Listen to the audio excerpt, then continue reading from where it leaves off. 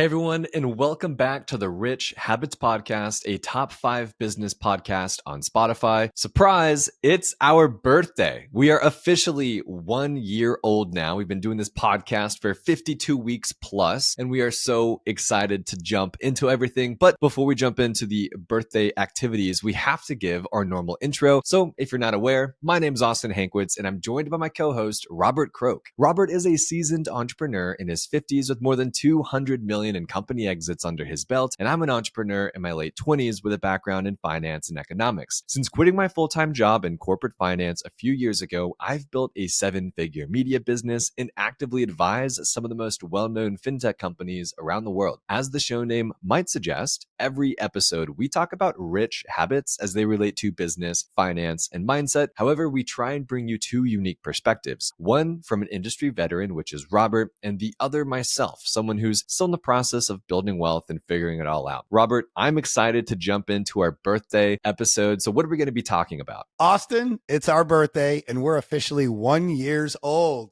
I'm so excited for this episode and to have the opportunity to take a walk down memory lane with all of our listeners. As you all know, the Rich Habits Podcast started from a DM Austin sent me on TikTok after I had posted my mega viral video, How to Become the First Millionaire in Your Family. So we want to start this walk down memory lane with that first episode published back in late February of 2023, which now has more than 500K downloads and 2 million impressions on Spotify alone. Yeah, that was an awesome video you had published, Robert. It got over, I think, 30 million views across Instagram and TikTok and inspired us to make that first podcast episode. So why don't we kick this walk down memory lane off with talking a little bit about that episode, Robert? Why was it so important? Give us the sort of takeaways that really stood out to you and what you think really resonated with our listeners. Yeah, as they say in business, and we see all the time on Instagram and TikTok and X and everywhere, is you're one video, one meeting, one phone call away from a totally different life. And that was my video. That was the one. It changed my life in the course of my Instagram and TikTok following literally overnight by hundreds of thousands of followers.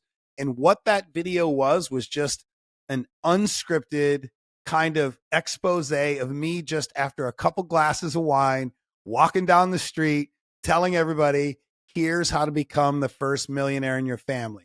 And I think that kind of crude, just unedited version of my thoughts is what really made it strike a chord with TikTok listeners and followers and just really catapulted everything that we've been doing and I've been doing over the last few years into the limelight because the video was so wildly successful. And in that video, we talked about kind of 3 key points. Investing early and often is number 1. This is so important. You and I beat this drum every single day. People need to learn investing early and often is key. Let compounding do its job. It doesn't matter if you have $100 a month to start, $50 a month, $1,000 a month. The key is just getting started. So investing early and often is so important. A lot of the fake gurus out there say, oh, if you don't have $10,000, you're wasting your time. And the key here in the message is don't listen to them because they just want to sell you something. And they have no understanding of why that's so important to building wealth. Number 2 was changing your mindset to include investing, shying away, changing that mindset from a consumer-based mindset to an investor-based mindset. So I think that was a big takeaway on that video. Everyone really kind of was pulled in by that sentiment of you have to stop thinking like a consumer. And what that means is every time you get money, instead of thinking, how can I spend it? You flip the mindset to how can I invest it? And that is one of the biggest things everyone listening needs to learn. And if you have a friend that's struggling from this or a cousin or whoever, share that video with them because it's so, so important. Once you start thinking like an investor with your money, even if it is only $100 a month, you all of a sudden walk a little taller. Your shoulders are back a little more because you feel like you're finally in the game and you're taking control of your finances. And that is so critically important. And the third part of that episode that was really important was getting rid of your time sucks. And you all know what that means. I say it in the video. I'm not saying get rid of Netflix. I'm not saying don't do your fantasy football drafts. All I'm saying is dial it back a little bit take those extra hours you have every day, every week, every month, and put them into a side hustle or a new skill set, because then from there, you can create those new cash flow revenue streams that can then go into your investment strategies. So those were the 3 takeaways of the video that put me on the map and got Austin and I together through a DM on TikTok to make the Rich Habits community and podcast a reality. Yeah, Robert and I are both really, really grateful that you all liked that podcast episode so much that you kept coming back every week. I mean, Robert shared that episode had over 500,000 downloads. It's been, shared across Spotify now over 2 million times, which is unbelievable to us to even think about. And it spawned the Rich Habits podcast, right? Because of that and the awesome feedback we got, we kept with it. And now we've got well over 70 episodes of this podcast live and out onto the ethos and on Spotify, on YouTube, everywhere that you listen to podcasts. We're really, really grateful and excited for that. Now, Robert, we started this episode off with reminiscing on our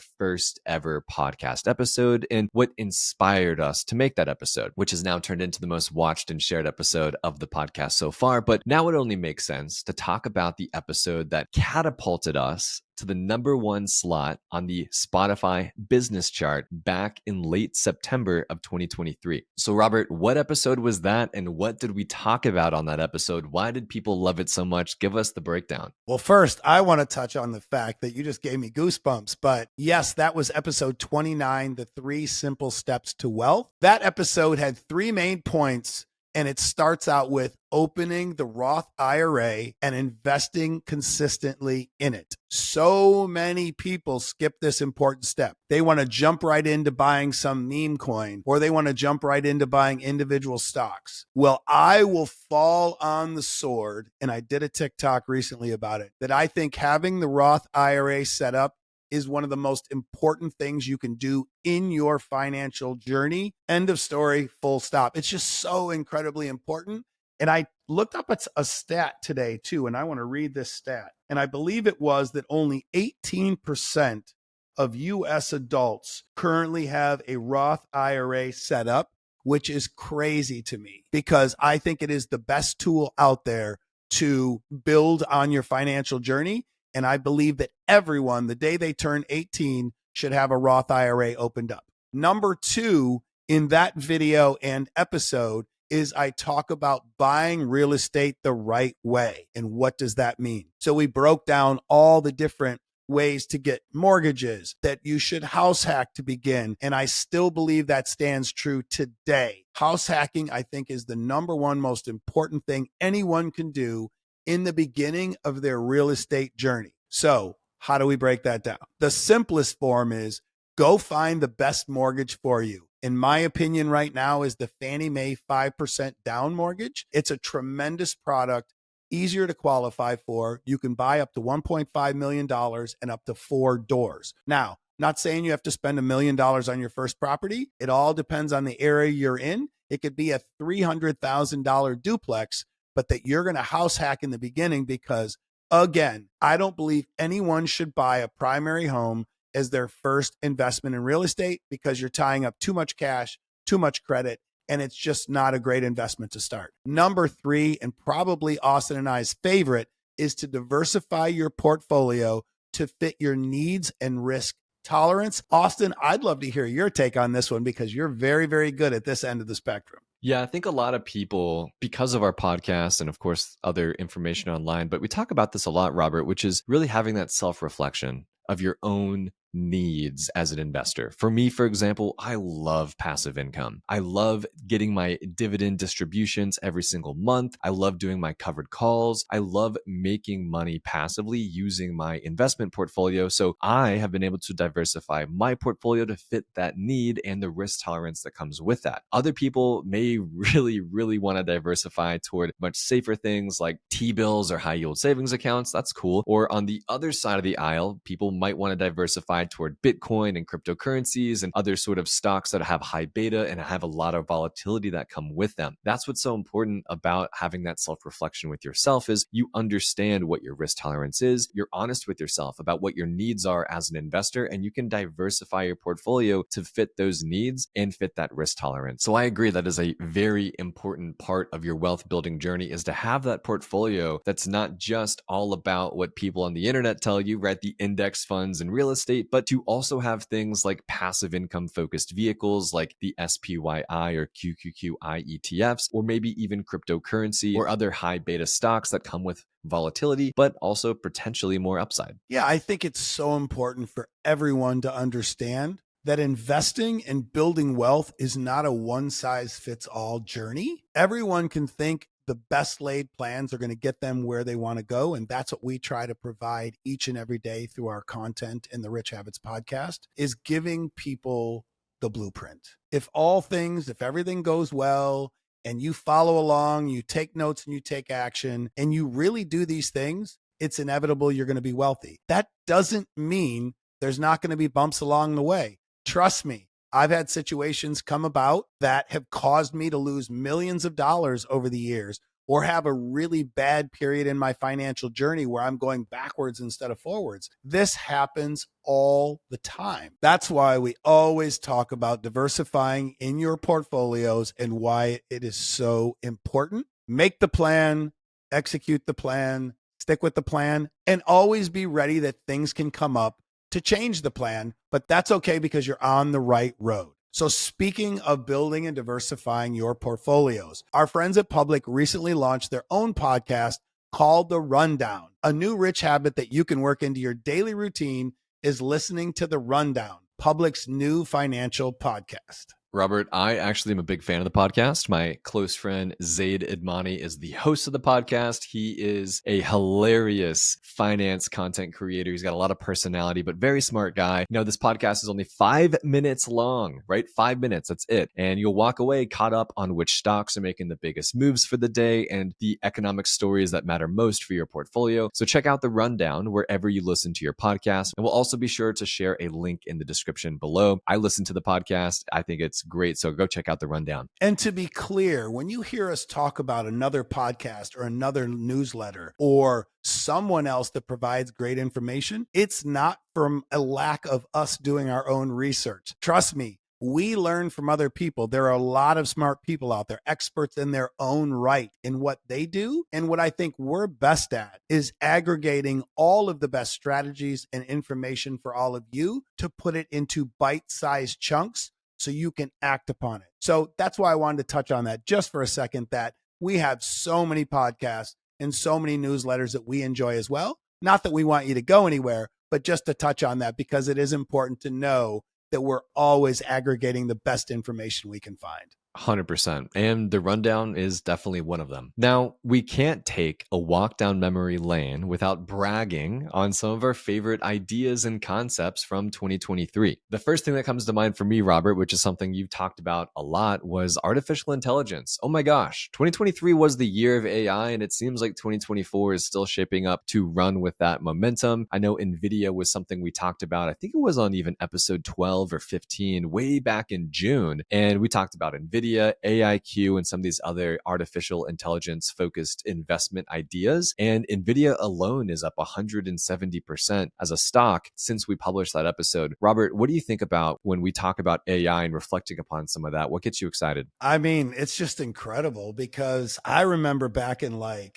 September, October of 2022, I did a video talking about NVIDIA, AMD, and I think Palantir. And all these people are like, oh, it's a flash in the pan. AI is not going to go anywhere. Protect our jobs and all of that. And it's just amazing looking back at all the episodes where we've talked about the NVIDIAs and the AMDs and some of these other AIs. AIQ has done really well. And then also some of the cryptos we've talked about in that market. Fetch AI has been one of my biggest call outs this year. AGIX, Ocean Protocol. So I think 2023 was the year of NVIDIA and AI, but I think AI still has a long way to go in the next 2 to 3 years. So I'm super bullish on it and always looking for the next big moment in AI, not only for myself and you and I, but also our listeners. So it was a great year for us. NVIDIA was up 170% since that call out, and some of the others were up even more. So very, very excited about that sector and even moving forward into 2024 and 2025. Yeah, thinking about, something else we talked about, you mentioned cryptocurrency, Robert. One of the first episodes we had, I think it was in the first 10 episodes, was how to build an investment portfolio from scratch. And I think our third point as part of that episode was including some diversification, something we just talked about, into cryptocurrency, mainly Bitcoin and Ethereum. If you look back to see when that episode was published, Bitcoin is up 102% since mentioning that, and then Ethereum's up another 71%. So if you did build an investment portfolio from scratch on that day, well, congratulations. You're probably somewhere in the green on your cryptocurrency allocation inside of that. Yeah, you're definitely beating that target date fund that your work's got you in the 401k. So that is why we talk about diversity. The average target date fund, I think in 2023 made like 5.8% return, while QQQ alone was up over 40%. So just amazing stuff. Yeah, I mean, even just thinking about now as our final call out and idea for 2023, just this long 1 year, sort of reflecting upon the last year up until last February, Robert, was index funds. I mean, as boring as they are, we kept beating the drum on how important it is for people to have the S&P 500, the NASDAQ 100, even some of these larger, call it ETFs that are focused on big tech like VGT or even VTI or Moat or some of these other names, right? These index funds crushed it in 23 and to start the year of 24. So as we always say, it's very, very, very important to have index funds as the base layer of your investment portfolio. We want the majority of your invested capital to be in these diversified index funds before you jump into the other ideas. But it also goes to show that these index funds are not boring, especially when we have years like 23 and what has been awesome now for 24, seeing new all-time highs in the S&P and these other indices. Yeah, everyone's always, you look at our DMs on the public lives, and everyone's always in such a hurry thinking they're going to find the next meme coin, or they want a Forex trade, or they want a day trade and all that. And guess what? You just don't get rich doing that. Yes, you might get lucky and hit a flyer and get a 100x return. But for anyone that wants to jump into our comments and say, oh, this is old school mentality talking about QQQ or VOO, well, guess what? If I'm old school thinking and QQQ made me 42% last year, I'm good with that. So for me, again, to reiterate what Austin said, having that base in these index funds first, we always talk about get that first 100K, get it making you money. That's why we talk about the base, and then everything else fills in to diversify your portfolio. Robert, we are officially a 1 year old podcast now with more than 70 episodes published on Spotify. We are super grateful that everyone listened to our first episode, Becoming the First Millionaire in Your Family. They also propelled us to number 1 by listening to our episode number 29, The 3 Simple Steps to Wealth. And of course, what's an episode of walking down memory lane without bragging on yourself and some ideas you had back in the day. So everyone, we are so grateful for your continued support, especially as we now head into, gosh, Robert, I can't believe we've published over 70 episodes of this podcast. I mean, I can't wait for the next 700. Man, I can't either. So let's go into our sponsor. This episode of the Rich Habits Podcast is brought to you by Neos Investments. Neos offers ETFs that aim to offer monthly income while providing core portfolio exposure across equities, fixed income, and cash alternatives like T-bills. Their ETFs may be particularly interesting for folks looking to generate passive income inside of their investment portfolio. They even offer ETFs that provide exposure to the S&P 500 index or the NASDAQ 100 index, while aiming to offer high monthly income beyond what investors would receive from plain exposure to the index. Their funds may serve as a compelling income-focused alternative or complement to many of the investments already in investor portfolios. So if you're looking to add passive income-focused ETFs to your portfolio, consider learning more about Neos's ETFs at neosfunds.com. And as with all investments, investors should carefully consider their investment objectives, risks, charges, and expenses of Neos exchange-traded funds before investing. To obtain a prospectus containing this and other important information, please visit neosfunds.com. Please read the prospectus carefully before you invest. Neos ETFs are distributed by Foreside Fund Services, LLC. An investment in Neos ETFs involves risks, including possible loss of principal. The equity securities purchased by the funds may involve large price swings and potential for loss. A fund's income may decline when yields fall. Fixed income securities will decline in value because of an increase in interest rates. And as you all know, SPYI is the largest dividend-focused investment I have in my personal portfolio alongside QQQI, their newest ETF that aims to track the total performance of the NASDAQ 100. I'm excited about the passive income I make from these specific ETFs, as is Robert. Every single month, we get paid cash directly to our brokerage accounts that we take out, and we can reinvest it or use it to put gas in our car, groceries in our refrigerator, or pay our mortgages, whatever we want to do with it. It is awesome. So go check out SPYI and QQQI respectively. Do your research. There's a ton of stuff online to go do that. Now, our question and answer segment is going to be kicked off by Lynn. Lynn says she's currently a first year in college and she's received a job offer to work part-time during school and full-time this summer with a solid wage. Lynn says she currently has $5,500 in student loans at a 5.5% interest rate. And so her question is, should I start paying off my student loans as soon as I start working, or should I save up to pay next year's tuition without needing a loan? Any advice you have is greatly appreciated. So Lynn, I think it's probably best for us to kick this answer off by talking just a little bit about what the Joe Biden administration has done as it relates to student loan forgiveness recently. According to the White House, a borrower can qualify for the forgiveness if they've enrolled into the administration's Saving on a Valuable Education, acronym SAVE, repayment plan, and I quote, have been making at least 10 years of payments and have originally taken out $12,000 or less for college. So for example, a borrower enrolled in the SAVE program who took out $14,000 or less in federal loans to earn an associate's degree in biology, for example, would receive full debt relief if they have been making payments for at least 12 years, because every additional $1,000 borrowed above the $12,000 is another year of payments that person has to make before they get the forgiveness. So that's the reality right now. And so, by the way, if that applies to you, go get your free money, I guess. But I just want to preface that with the fact that you don't want to be one of the people that has to depend on this type of forgiveness in the future to build wealth and live your life. What I mean by that is if you have $12,000, $10,000, $6,000, $4,000 of student loans hanging around and you've been paying on them for over a decade, I would just really want to encourage you to figure that out differently, right? We've talked about this all the time on the podcast. Is like, don't keep around this high interest, even medium interest debt. If you could just get after it, pay it off, and use that money every month instead to invest. Imagine what that $300, $400, $500 a month payment for the last 10 years someone's been paying to pay off their $10,000 in student loan debt would be if they had just invested it into the S&P. I mean, oh my gosh. But to answer your question, Lynn, very specifically, I would personally not pay down your existing $5,500 yet. If you can save up to take a dent out of next year's tuition, so you have to borrow less, I would consider doing that first. And it's okay to have student loan debt when you graduate. I don't want you to feel like it's a very, very bad thing. But what's not okay is keeping it around like a pet and paying on it for the next 10, 12, 15 years. No, I love this answer from Austin. And it really, in my opinion, makes great sense. Since this is new student loan debt and it's at a decent interest rate, I look at it this way, from my opinion. I would take every dollar I'm making right now with that side job and I would chunk it into an investment account. Maybe it's in your Roth IRA.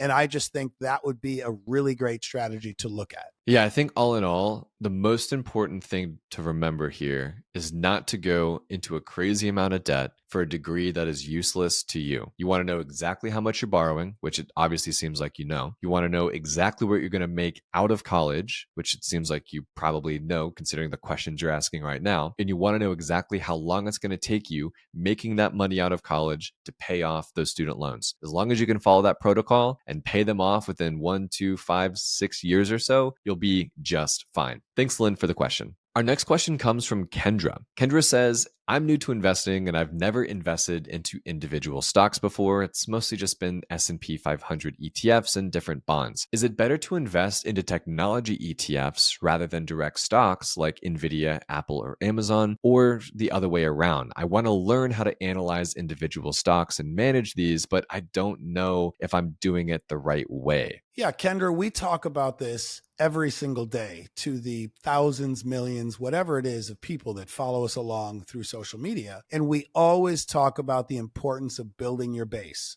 And what does that mean? You hear earlier in this episode, we talk about the Roth IRA, and that's where I think you should start. Get the Roth IRA set up in a brokerage account, get a basket of these tech ETFs that you can set yourself up and take the risk out of it from you managing it and you trying to understand it, and let the pros do it. And what does that look like? You could look at QQQ, you could look at VOO, you could look at VTI, you could look at AIQ, and really balance yourself out to start. Then once you get a handle on things, you get that base built, then maybe a couple years down the road, you can start picking some individual stocks after you've followed the Rich Habits podcast a little bit longer, read up some more books so you understand how all of this works. But to start out easy and in the best way, I would go for that Roth IRA and the basket of funds. Yeah, that's a great start. And I think, Kendra, which seems like you're looking to be more curious into picking specific individual stocks, a couple things to do and consider. The first thing you want to do is familiarize yourself with the Form 10K.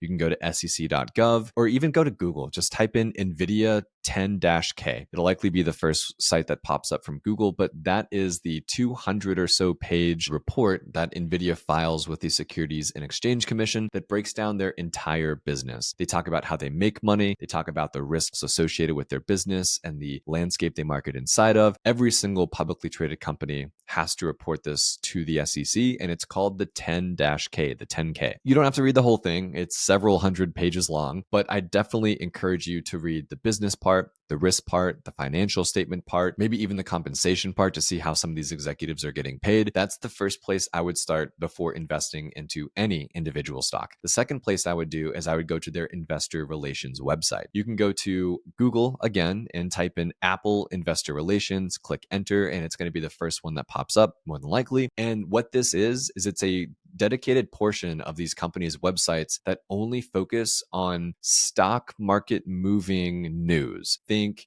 big press releases about products or financial results or any, big change in leadership, right? Any big deal as it relates to this company that can definitely move the stock price or has some sort of impact on the company's future is going to be reported and shared on this section of their website. You'll see their recent quarterly earnings. You'll see their annual investor reports. You'll see their investor day webcast. Like there's a bunch of presentations there. Familiarize yourself with the investor relations section of a website of a company that is a single stock you want to invest into. And the last thing I would do is I would look for outside research. For me, that means going to Seeking Alpha. It's a great website, seekingalpha.com, where there's a bunch of analysts across the entire spectrum of disciplines that are posting about specific stocks. They give them buy, sell, or hold ratings. You can even see Wall Street's price targets on those stocks. You can see their forecasts on their financials and their profits and their margins, things like that. It's a wonderful resource if you really want to nerd out on single stock picking like I do. So go check that out. Go read some analyst reports. It's really important to read analysts that give single stocks that you're interested in buys and sells so you can see both sides of the equation of what might be good, what might be bad. But those are my three biggest tips for you when doing your single stock research.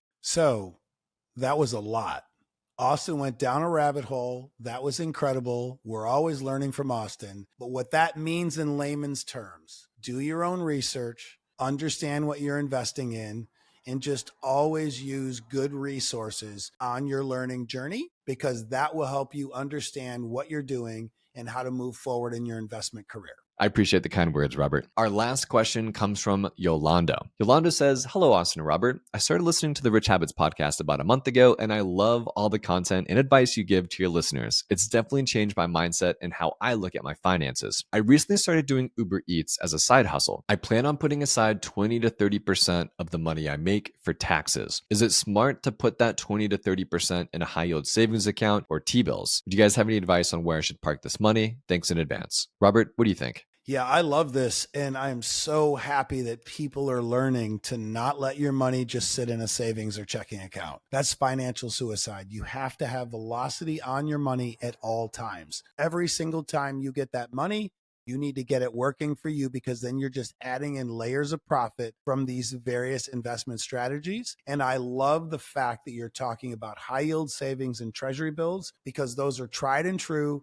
They're safe, and you have a good return on those. So you have velocity with your money. So I love that. So personally speaking here, Robert, I keep my own, tax liability projections or so in a high yield savings account. And it's allowed me to earn, a couple hundred extra dollars per month on that money while I'm waiting for Uncle Sam to come knock on my door and ask me for all my tax money. But I use public.com's high yield cash account for that. It pays 5.1%. If you want to go check that out, there's a link in the show notes below. It'll take you to public.com/richhabits. That's our website there. You'll get a nice little gift whenever you sign up. But yeah, that's what I do. It's the easiest way to earn a little bit extra with your tax savings. So Yolando, when you do have to pay the IRS on that money, you've got a little bit extra on top in case maybe you did your projections wrong, or it could be even thought of as a refund of sorts, assuming you don't owe more than what's in that account. So what a great question from Yolando. Well, that's it.